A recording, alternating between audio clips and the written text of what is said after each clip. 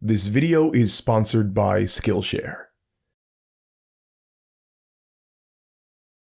When I am editing a novel or a script for a client, the first thing that my mind always searches for is the characters.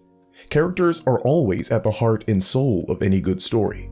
Unique locations and events and dangers are certainly cool and can be engaging, but nothing quite grips a reader or an audience like being connected to characters.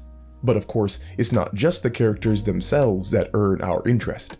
It is the journey that they take across the narrative that keeps us coming back for more. Witnessing how the circumstances of a story make a person change and evolve is what good storytelling is all about. Bojack Horseman, across its many seasons, has built up and expanded upon its phenomenal cast of characters by giving us insight into their wants and needs and fears and handicaps. But Season 6 of Bojack, being the show's conclusion, has a unique responsibility concerning the characters. It is tasked with bringing the journeys of these amazing people to a worthy close. Put simply, Season 6 acts as the end of the character arcs. Now, over the last year, I have talked a lot about Bojack Horseman and its characters. Using the show as an opportunity to educate others on writing techniques and principles is really how I've made my mark on YouTube. But one subject that I've never really touched upon has been writing character arcs. And a character that has gone criminally underrepresented on this channel is Princess Carolyn. The reason that I wanted to talk about her today is because I believe she is quite possibly the best written character on the entire show, and it's all because of her character arc. Hopefully, over the next 25 minutes or so, I can not only break down Princess Carolyn as a phenomenally written character who needs more appreciation, but also make clear the writing choices that the Bojack team used to create such a standout character arc so that you guys might do the same. Before we get into that though, let's establish what a character arc is. Well, the term gets thrown around a lot, but a character arc can most easily be defined as a transformation or inner journey that a character experiences across a narrative. Character arcs can come in a limitless array of forms, but they all really revolve around a character starting out as X and progressing through the narrative to become Y. Examples are a greedy character becomes giving, or a vulnerable character becomes strong.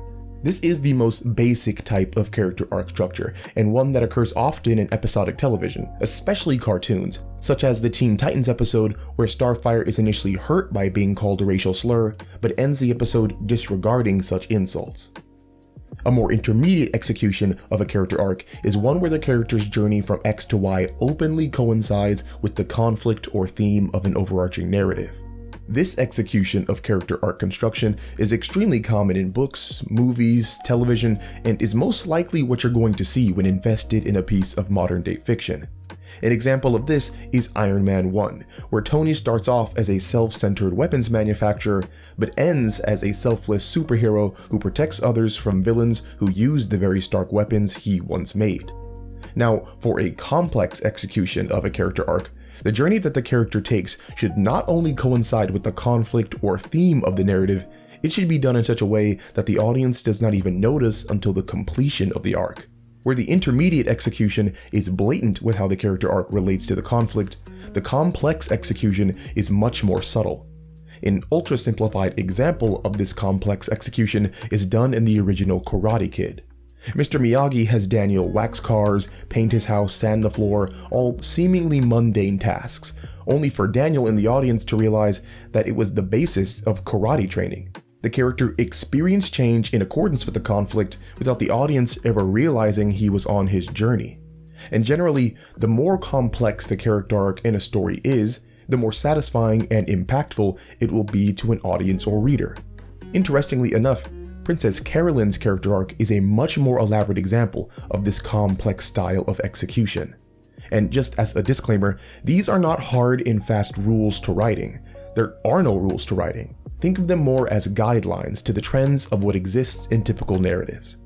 But knowing how to define a character arc really isn't enough. What's important is knowing how to construct one. And luckily for all of you interested, character arcs generally follow a format that you might have heard of before. A 3-act structure. Just like how narratives progress in 3 different phases, so too do characters. The first act of a character arc is generally concerned with 3 things. First, it introduces the character and establishes their traits and personality. Secondly, it will present a defining aspect of the character, usually a fatal flaw, that will undergo change across the narrative. This is the X that at some point will become a Y. Lastly, the first act will introduce minor details about the character that will be expounded upon and explored later. All in all, the first act of a character's arc is simply meant to acquaint you with them and who they are on a surface level. The second act of a character arc is where more specificity comes in. The second act is mainly concerned with two things. First, it presents the character with challenges that relates to their established fatal flaw in order to give that character opportunities to grow or fail. How the character interacts with these challenges gives the audience information on the genuine nature of that character and what to expect of them going forward. Another function of the second act is to provide additional information and context on the nuances of the character's traits and details that were established in Act 1. This information usually comes by way of backstory to see what has formed the character, or by the character revealing new parts of themselves because of the challenges that the second act brings. This information could also be used to evolve the character's smaller established traits into larger, more central traits. Lastly, the second act usually shows the character at the lowest point of their journey, so that if and when their transformation does occur, it seems even more powerful to the audience. Ultimately, the second act is meant to move the audience from a surface level understanding of the character to an intimate understanding of the character. This act is the journey, and also where most of the character development happens. Now, the third act of a character arc puts the success and failures of the character to the test by presenting them with their greatest struggle, commonly known as the climax.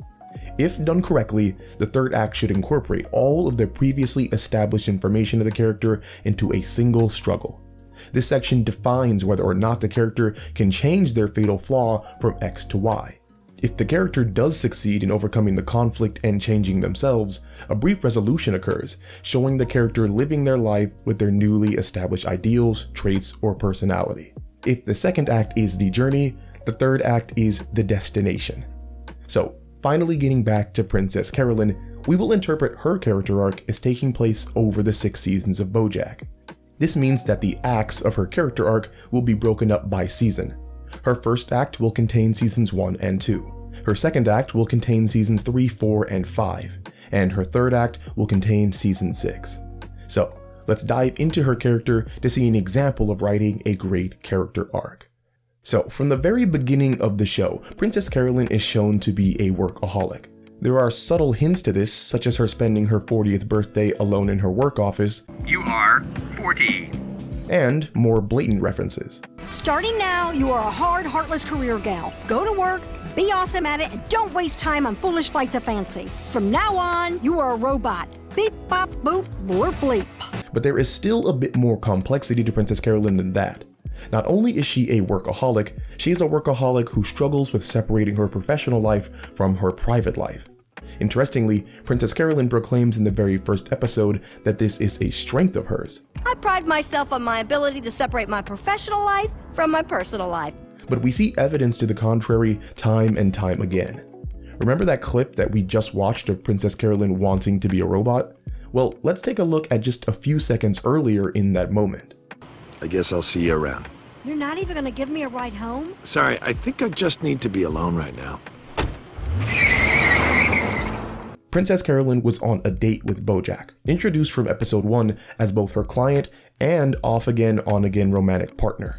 Princess Carolyn's relationship with Bojack is the most blatant example of her inability to separate her professional and private life. Take a look at how just seconds after saying she will be a robot, she instantly allows her personal connection to Bojack to guide her work decisions. He's kind of in a bad place right now. We can't just drop him. The best agent in this building couldn't get that guy a job. The best agent in this building got him a job yesterday, and I could get him a feature by the end of today. This entanglement of professional and private life is Princess Carolyn's fatal flaw that will be subject to change across her character arc. The first act also brings us the introduction of minor character details that might become more significant and fleshed out later. One such detail is that Princess Carolyn feels incomplete as a person. We get this information from an exchange she has with Vincent Adultman. You know, when we first met, I was looking for something in my life, and I wanted it so badly that I made myself believe you were it. But I think that wanting to believe something isn't the same as something being real. And this isn't real. What are you saying? I think it's time we stop pretending. There is some piece of Princess Carolyn that is missing, though she doesn't know what it is. In relation to this, a really cool decision that the writing team for Bojack made to keep Princess Carolyn's character arc interesting was to deny the audience the most obvious answer to what was missing in her life. Here's what I mean. If a character's fatal flaw revolves around them being a workaholic, and they have a yearning for some mysterious absent facet of their life, the first answer that the audience might think of is that the character is missing relaxation. The most logical conclusion that any person would come to would be that Princess Carolyn's character arc is headed in a direction that will move her away from being a working robot to someone who appreciates freedom and relaxation. And while being the most logical, it is also by definition the most predictable, straightforward, and boring. Once the idea that Princess Carolyn was missing a piece of herself was introduced, the writing team for Bojack quickly acted to remove the possibility of rest and relaxation being an answer to her problems. This is why in Season 2, Episode 9, The Shot, we get this information. I don't know. It's your fantasy. But if you ask me, I don't think you actually want perfect and serene and enough time to finally catch up on the good wife. Stop kidding yourself, Princess Carolyn. If you really wanted the simple life, you'd have a simple life. This choice by the writing team to discredit the most obvious solution to Princess Carolyn's conflict is all about managing audience expectation. With the easy answer gone in just Season 2, the audience would have no idea where Princess Carolyn's arc would be headed for the rest of the show. Instead of thinking they have a roadmap of her character, the audience will only be left with mystery. And mystery is a narrative source of tension and interest. Moving back to Princess Carolyn's fatal flaw, Act 1 of the character arc reaffirms her difficulty of separating her professional and private life by showing her dating her coworker, Rutabaga. While the relationship doesn't work out, which seems to be a running theme in Princess Carolyn's life, a conversation between them in the Season 2 finale sheds light on additional minor character details. You're a single woman in your 40s. Can you really afford to be picky? What? No, I'm just saying. What, you think you're gonna find some perfect, unattached guy who's gonna love you like I do? Who's gonna make you laugh and feel good about yourself? I'm not afraid of being alone. And you might want to find someplace else to work because you're not coming with me. Wait, what? It's my company. My name is on all the paperwork. I think I can do it without you. This moment in the first act delivers a focus on Princess Carolyn's age and Princess Carolyn's desire to do things on her own. While seeming like innocuous statements in the moment, these two aspects of her character are introduced in the first act so that they can be given more context and significance later. And with the end of Season 2 reached, so too ends the first act of Princess Carolyn's character arc.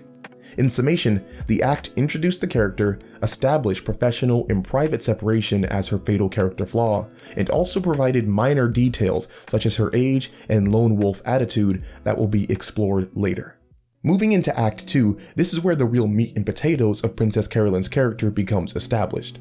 Act 2 wastes no time in immediately jumping into evolving the detail of Princess Carolyn's age. When she is on a blind date, we get this exchange. And has come to terms with not having children. What makes you think I don't want to have children? Oh, come on. What, are you serious? At your age? Here, the Bojack writers have introduced new information to transform Princess Carolyn's age dilemma into an issue about childbirth and mothering. The early sections of the character arc's second act continue to focus on Princess Carolyn's insecurity about motherhood too. I'm sorry you're so fertile and in a sexually active, loving relationship, and now you don't want a family. I'm sure that's really hard for you. What? The episode that this clip comes from, the amazingly titled Brat Brat Pew Pew, actually contains quite a few moments that focus on Princess Carolyn's age and mothering, such as this exchange. How are you feeling? I feel shitty.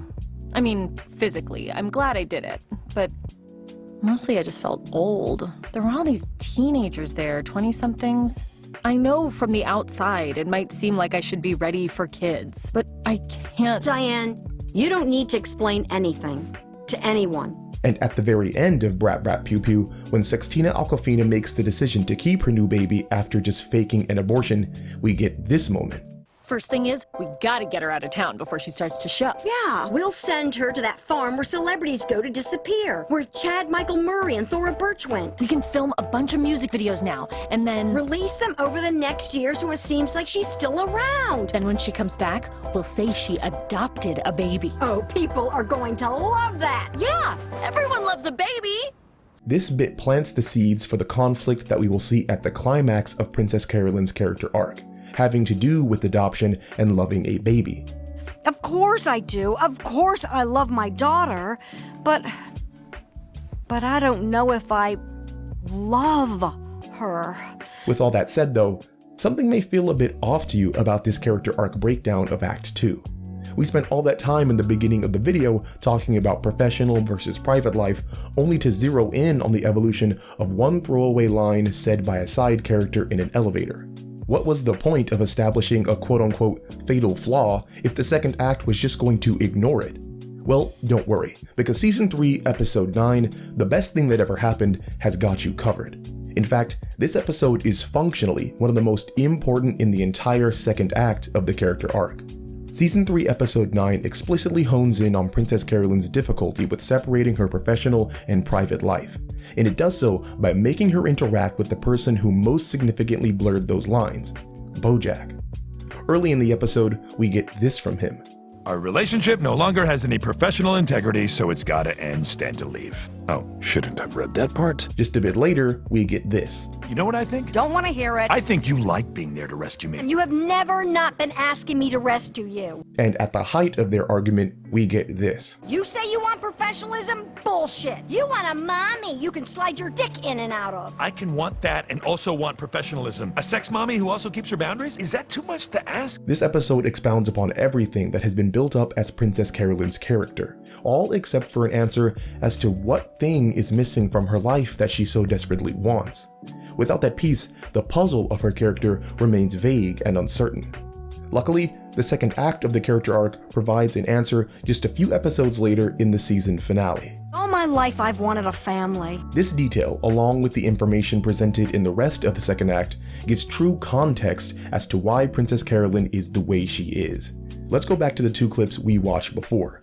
We get this. You know what I think? Don't want to hear it. I think you like being there to rescue me. And you have never not been asking me to rescue you. And this. You say you want professionalism? Bullshit. You want a mommy you can slide your dick in and out of. At first, these words might not have grabbed your attention, but with the context of family in mind, specifically motherhood, they take on a new light. Because of how terrible Beatrice was to Bojack, he wants someone who could be there to rescue him and take care of him and fix his problems.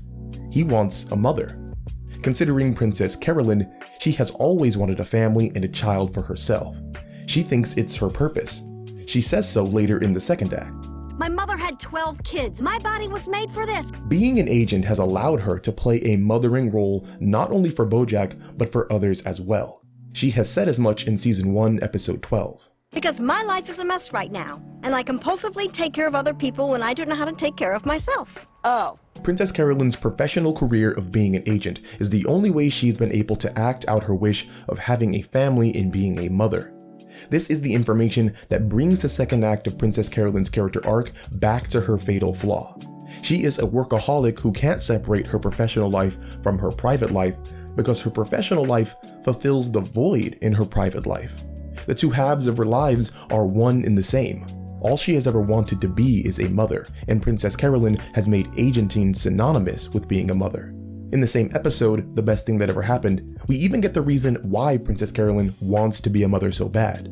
My mom was a live-in maid for a rich family. She had a little trouble bending her elbow too much, glug glug. So unless I wanted us to be out on the street, I had to step in and cover for her, a lot. Princess Carolyn basically had to take care of her own mother. Princess Carolyn was a mother before she was even allowed to be a child. Taking care of people is all she knows, and agenting is the only avenue she sees to continue that, meaning that her entire identity is tied up in agenting. She even says as much. Well, why are you an agent at all if it makes you so miserable? But what else would I do? Who else would I be?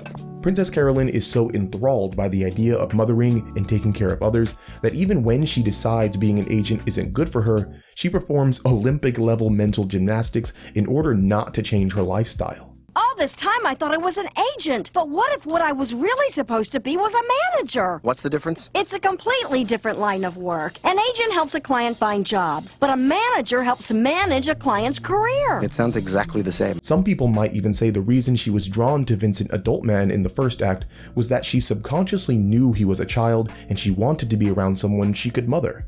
Of course, though, the looming question for the audience becomes, why doesn't she have any kids?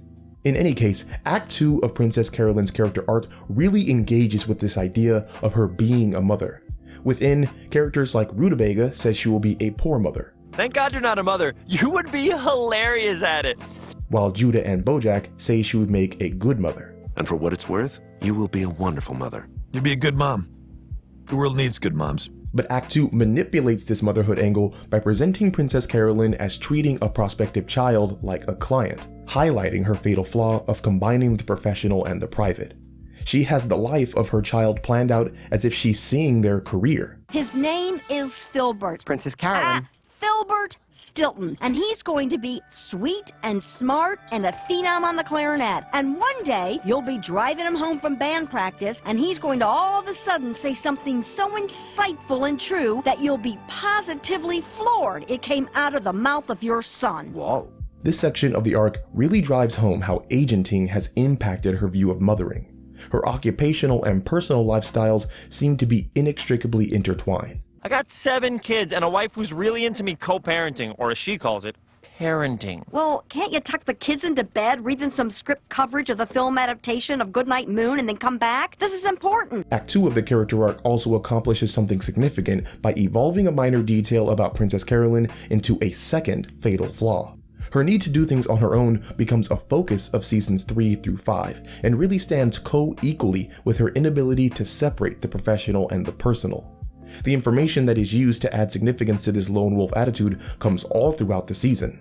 You don't need to do this by yourself. I never needed to. I want to. It's just really hard to need people. But the best thing that ever happened gives us insight through backstory. Princess Carolyn had to do everything on her own to take care of her lazy drunk of a mother. We as the audience get to see the progression and repercussions of this fatal flaw in season 4 episode 9, Ruthie. Princess Carolyn wants to get pregnant all on her own, and it causes her relationship with Ralph to break down. I know you want to do this on your own, but you've had 2 miscarriages now. 5. And what? I've had 5 miscarriages. 1 last year, now 1, and 3 others before. But it's whatever, it's okay. This also gives us the answer to the burning question of why Princess Carolyn doesn't have any children. Her miscarriages haven't allowed her to. What's really crazy about the episode Ruthie is that it's told from the perspective of Princess Carolyn's 8th great-granddaughter. This would of course lead the audience to believe that all of Princess Carolyn's baby problems get solved. As for Princess Carolyn to have a descendant like Ruthie, she would need to become a mother. But in a typical heartbreaking turn for the Bojack Horseman show, the rug is pulled from under the audience when it's revealed that Ruthie's POV is all a coping mechanism that Princess Carolyn uses to soothe herself. But it's fake. Yeah, well, it makes me feel better. This immediately puts her character arc back into ambiguity. To me, this is one of the saddest episodes in the show, and it demonstrates how Princess Carolyn's newly established fatal flaw of doing everything on her own causes her to lose everything.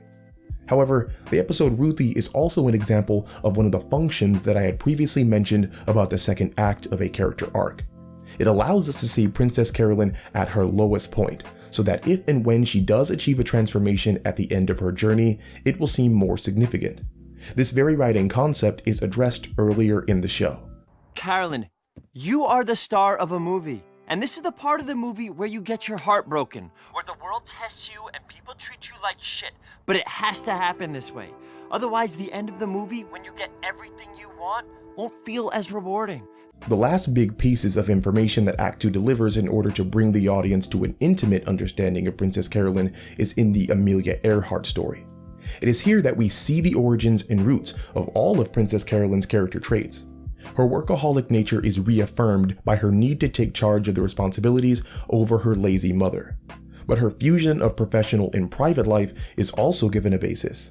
Not only does she live on the same property as her job, she begins sleeping with the son of the family that employs her, eventually becoming pregnant.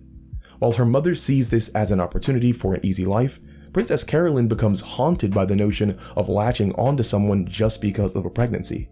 This fear persists for decades, and she admits it to Ralph when speaking about family. All my life I've wanted a family, but I didn't want it to happen just because I got pregnant by accident and then you got stuck with me. Lastly, we get to see how Princess Carolyn was taught to conceptualize a baby and motherhood. Her own mother characterized them as the answers to a difficult life, a contributing factor to why Princess Carolyn believes this. It's just been so crazy, this adoption process, but I think once I get a baby, my life will be less hectic. Likewise, we get to witness the start of Princess Carolyn's struggle with miscarriages and how she was blamed for it. You blew it! We were this close, and you blew it! Mom? What the hell happened? You eat a pineapple or something? Put something up there you shouldn't have? No! In summation, Act 2 provides the audience with additional information to bring us to an intimate understanding of Princess Carolyn. This information was delivered via backstory and by seeing the character in new, challenging situations. Act 2 also evolved Princess Carolyn's small trait of wanting to do things alone into a significant fatal flaw. And finally, Act 2 showed us Princess Carolyn at her lowest point in preparation for the climax. And speaking of, we can move into the final section of the character arc, Act 3. This is when the show finally presents Princess Carolyn in the position of being a mother. However, she immediately starts off influenced by her initial character flaw and calls her child Untitled Princess Carolyn Project, as if the baby is some work order to be completed.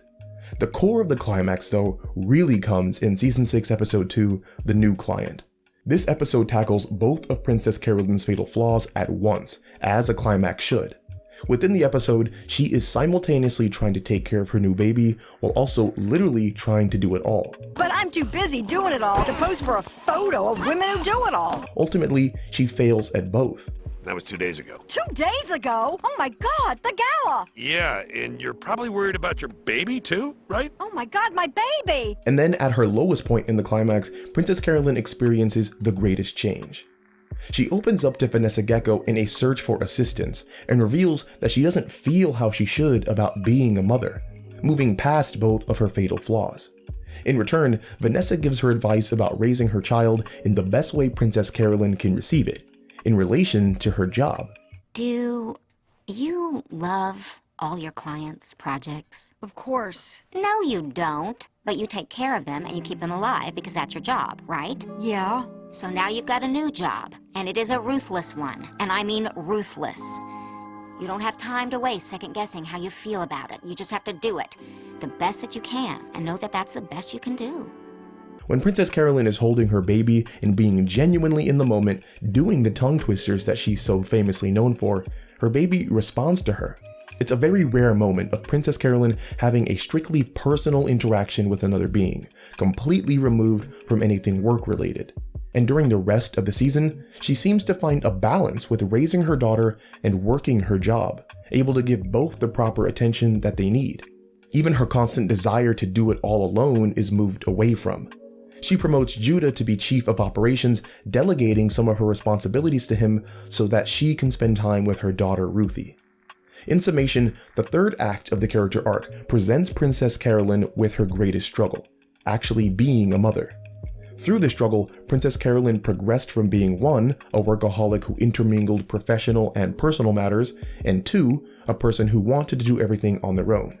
In evolving from those flaws, she became a person that knows how to compartmentalize her life and let others help her. Finally, the third act shows us a resolution where Princess Carolyn embodies these new character traits and ideals. And that is the complete journey of what we've seen of Princess Carolyn so far. Her character arc, her movement from one state of being to another, is a masterfully composed showcase of smooth trait progression and delivery of information. But there is still one more piece that must be recognized to fully appreciate Princess Carolyn. I started off this breakdown of character arcs talking about different levels of complexity.